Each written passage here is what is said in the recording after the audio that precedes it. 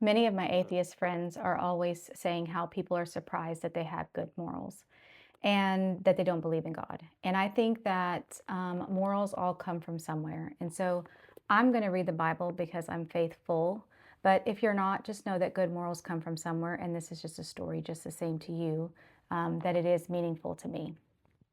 And so, for the example of when somebody does something wrong and we have to tell them, we're going to talk about this particular story. And it involves Nathan, a prophet, and King David, and it's 2 Samuel chapter 12.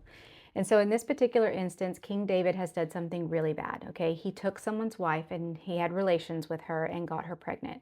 And so then he tries to get the husband back from war and have them come together so that he knows it's his child and not thinks it's his child and not King David's child. But the guy doesn't cooperate. So then King David sends him back to war and puts him on the front line to be killed. And so obviously in this story, God's not very happy about that. And so Nathan, the king's prophet, is coming to tell him. So does he say, "Hey, you did wrong"? No, he tells him a story, and he tells him this story about how there was two men in the same city, one rich and one poor, and that they have sheep and cattle, and that the poor man had nothing but one little female lamb, which he had brought and raised. And then it grew up with his children and was a member of his family. And it was like a daughter to him. And then one day a traveler dropped in on the rich man and was too stingy to take an animal of his own herd or flocks to make a meal for his visitor. So he took the poor man's lamb and prepared the meal before his guest.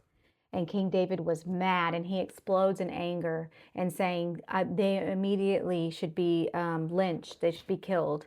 And so Nathan says, in a manner of, well, that is you. That is what you did. That is what you did when you took that man's wife and you did what you did with her. And he goes on to tell him what God has told him he's going to do to him as a result. But at the end, after he tells him what God's going to do, he recognizes that I have sinned. That he then could compare what that looked like on his end based off what he had done when they told him the story.